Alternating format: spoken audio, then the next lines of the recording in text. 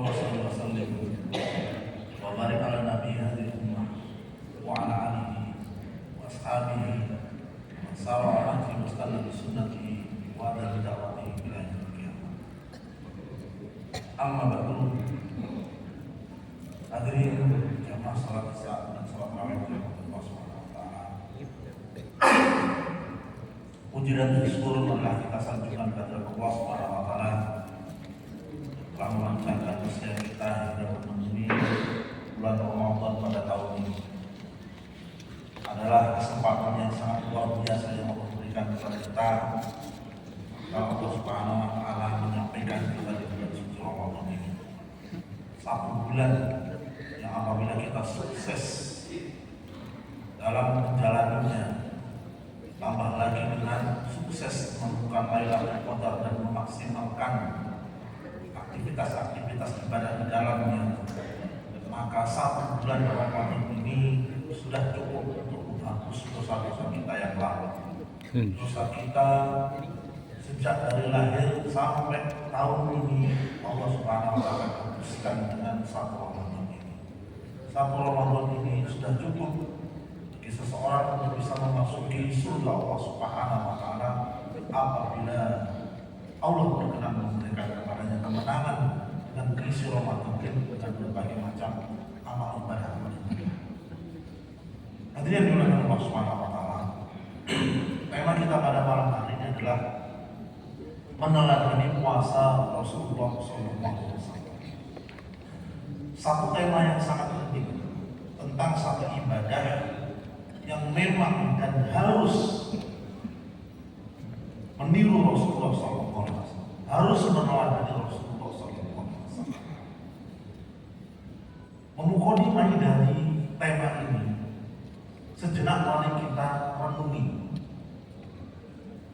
bahwa kalimat syahadat itu terdiri dari dua ikrar. Yang pertama adalah pengakuan bahwa Allah Tuhan kita, asyhadu an la ilaha illallah. Yang kedua pengakuan bahwa Muhammad adalah utusan Allah. Wa asyhadu anna Muhammadar Rasulullah. Dua kalimat ini adalah satu kesatuan yang saling melengkapi dan tidak akan berfungsi ketika yang lain kehilangan pasangan. Artinya tidak disebut seorang muslim ketika ia hanya mengucapkan asyhadu an la ilaha illallah sementara wa asyhadu anna Muhammadar Rasulullah ia tolak. Ia tidak mau mengucapkan atau justru ia mengucapkan dengan kalimat yang lain, misalkan Mirza Ghulam Ahmad Rasulullah, jelas seperti itu. Atau Lia Eden adalah utusan Allah, jelas seperti itu. Ini sudah menunjukkan bahwa Allah Subhanahu wa taala merangkaikan dua kalimat syahadat ini menjadi satu kesatuan dalam rangkaian iman. Yang kemudian itu diterjemahkan dalam dalam syariat Islam bahwa tujuan ibadah itu harus ikhlas untuk Allah Subhanahu wa taala. Namun tata caranya harus ikut panduan, tuntunan dan contoh dari Rasulullah SAW. Karena itu kita dengar ceramah-ceramah dari para muballigh, para ustaz di atas mimbar dalam majelis-majelis ilmu yang terus-menerus mengatakan bahwa syarat diterimanya amal ibadah setidaknya harus terpenuhi dua syarat. Syarat yang pertama adalah motivasi yang benar, niat yang tulus karena Allah semata, kemudian entah caranya harus mengikuti Rasulullah SAW. Berkenaan dengan puasa, meneladani Rasulullah SAW ini merupakan materi yang sangat panjang. Bahkan bisa disimpulkan sejak tarawih Ramadan di pertengahan bulan Sya'ban kemarin sampai Ramadan berakhir, rata-rata itu berbicara tentang bagaimana sih sebenarnya puasa yang sesuai sunnah, puasa yang meneladani Rasulullah SAW. Namun pada kesempatan yang mulia ini kita rangkumkan beberapa hal yang patut menjadi renungan kita berkenaan dengan keteladanan Rasulullah SAW dalam berpuasa Ramadan. Yang jelas adalah saat ada contoh dari Rasulullah SAW, kemudian kita mencontoh yang lain, itu adalah indikator paling jelas amalan itu ditolak. Ini panduan pertama, bahwa kalau Nabi sudah mencontohkan, kita tidak ikut contoh Nabi, mengikuti contoh yang lain, maka ini adalah indikasi amal tertolak. Sebagaimana sabda Nabi SAW, "Man amila amalan laisa alaihi amruna fahuwa radd." Muslim. Siapa mengerjakan satu amal perbuatan yang tidak ada contohnya dari kami, maka perbuatan tertolak, sekalipun ikhlas, sekalipun kalau sholat khusyuk, sekalipun baca Al-Qurannya barangkali sangat luar biasa menghayati, apapun, sekalipun kualitasnya sangat luar biasa, tapi kalau tidak sesuai contoh pasti tertolak. Yang pertama, tentang bagaimana kita memulai puasa itu, bahwa Nabi SAW memberikan panduan yang sangat jelas untuk kita memulai puasa itu dengan melihat hilal, ru'yatul hilal. Ada berbagai macam polemik, kita tidak ingin masuk ke dalamnya, tapi silahkan pahami sabda Rasulullah SAW, "Sumu li ru'yatihi wa aftiru li ru'yatihi." Berpuasalah kalian saat melihat hilal Ramadan, wa aftiru li ru'yatihi, dan berbukalah saat kalian melihat hilal Syawal. Yang dimaksud ru'yah itu adalah ru'yatul ain, melihat dengan mata. Lebih gamblang lagi Quran itu mengatakan, "Fa'inhum ma'alaikum." Kalau penglihatan mata kalian tertutup, entah awan, entah mendung, entah kabut dan lain sebagainya, walaupun sebenarnya kelihatan, kalau tidak ada awan, kalau tidak ada kabut, tapi tertutup, fa'akmilul iddah, maka genapkanlah bilangan Syawal salatin, 30 hari. Di panduan yang pertama dari Rasulullah SAW adalah memulai puasa itu dengan ru'yatul hilal, mengakhiri puasa dengan ru'yatul hilal. Abaikan kelompok-kelompok yang mengatakan kami punya kitab khusus yang menjelaskan tentang awal Ramadan, maka mereka kadang-kadang memulainya ada yang lebih awal beberapa hari, ada yang lebih akhir. Kita sudah barangkali mengakhiri puasa 3 hari yang lalu, mereka baru apa?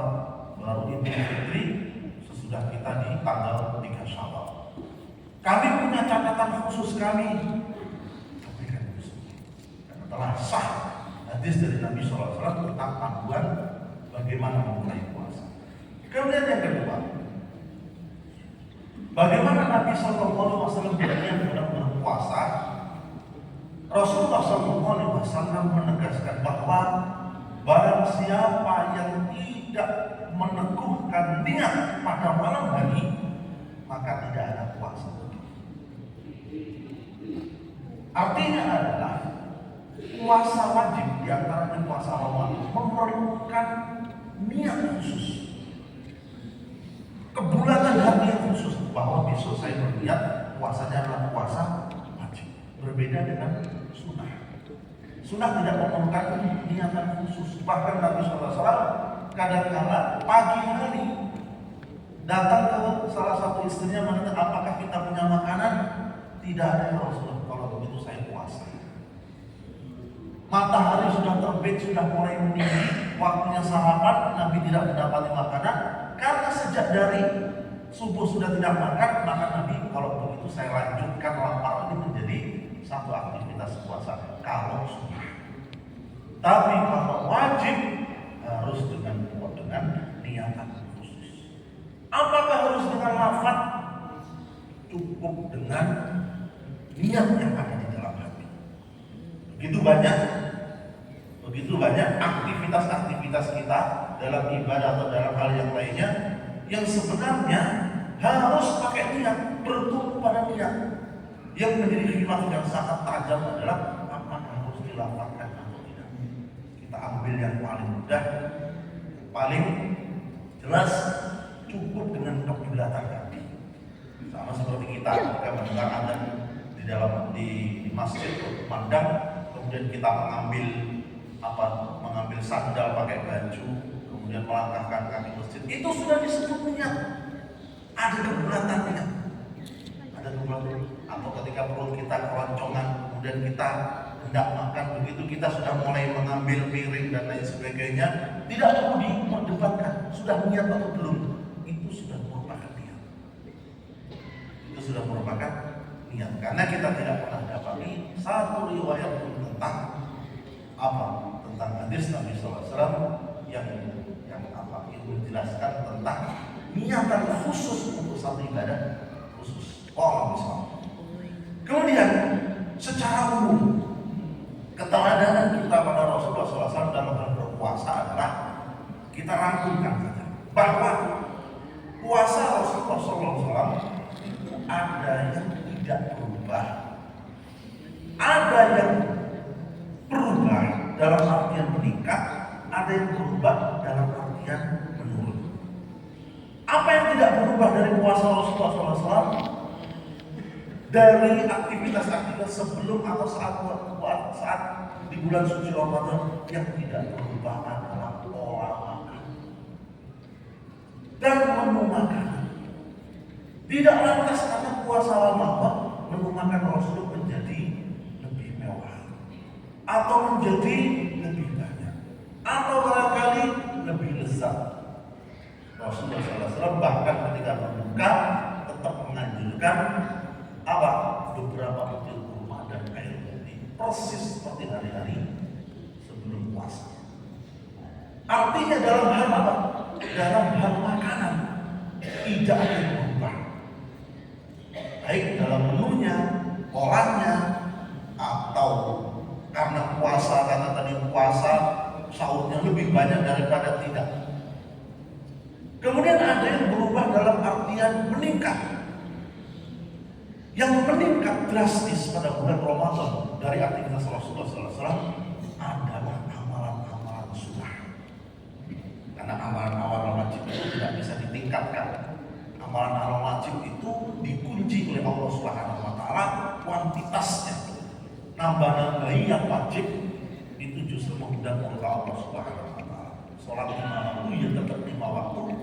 Apapun kalau itu adalah kewajiban maka tetap seperti itu. Itu tidak berubah, tapi amalan-amalan sunnah, sedekah Nabi naik, bacaan Al-Quran Nabi naik, zikir Nabi naik, doa Nabi naik, semua amalan-amalan sunnah. Nabi SAW menaikkan durasinya, kuantitasnya serta kualitasnya di bulan suci Ramadan. Secara umum amalan-amalan sunnah beliau meningkat. Apalagi sedekah, apalagi saat 10 malam terakhir, apalagi saat malaikat Jibril menjumpai beliau. Bahkan dalam satu riwayat disebutkan beliau lebih dermawan daripada angin yang berhembus. Kemudian yang ketiga, ada yang berubah dalam artian menurun. Apa yang menurun saat bulan suci Ramadan dari puasa Rasulullah SAW? Yang menurun dari aktivitas Nabi SAW di bulan Ramadan adalah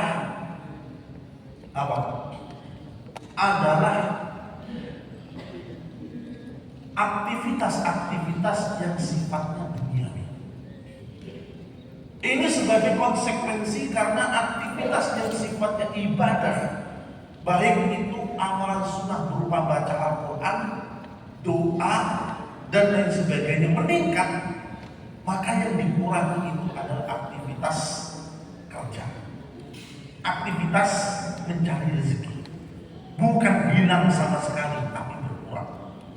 Karena bahkan alhamdulillah instansi-instansi pemerintah, pendidikan itu juga ada kebijakan mengurangi jam kerja.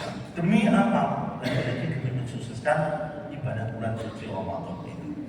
Jadi Rasulullah SAW meningkatkan ibadah-ibadah sunnah ini dengan konsekuensi mengurangi aktivitas mencari rezeki, aktivitas dunia. Dan para salafus saleh ketika menerjemahkan hari ini, bahkan ada di antara mereka yang meliburkan taklimnya khusus di bulan Ramadan. Karena 11 bulan sebelumnya mereka terus ngajar, maka bulan Ramadan seakan-akan mereka mengatakan ini bulannya Al-Quran. Ini adalah bulan antara saya dengan Allah. Ini adalah bulan berlomba-lomba dalam hal amalan-amalan sunnah. Maka mereka meliburkan taklim di bulan suci Ramadan khusus untuk baca Al-Quran. Itulah mengapa mereka bisa hafal Al-Quran dalam satu bulan sampai 60 tahun. Karena apa? Karena mereka mempunyai waktu. Tadi sudah Allah Subhanahu wa Ta'ala. Ini sekilas dari kuasa Rasulullah SAW yang barangkali bisa kita teladani. Namun secara umum adalah semua kajian-kajian yang kita dengar tentang kuasa Rasulullah SAW sejatinya membahas tentang seharusnya puasa kita itu seperti itu. Seharusnya puasa kita itu seperti Rasulullah. Sebagaimana puasa Rasulullah? Ya sebagaimana yang dikaji dalam fikih-fikih puasa. Mudah-mudahan poin yang singkat ini bermanfaat untuk saya pribadi dan jamaah sekalian. Aku lupa lihat ada wassalamualaikum wabillahi taufiq wal hidayah. Assalamualaikum.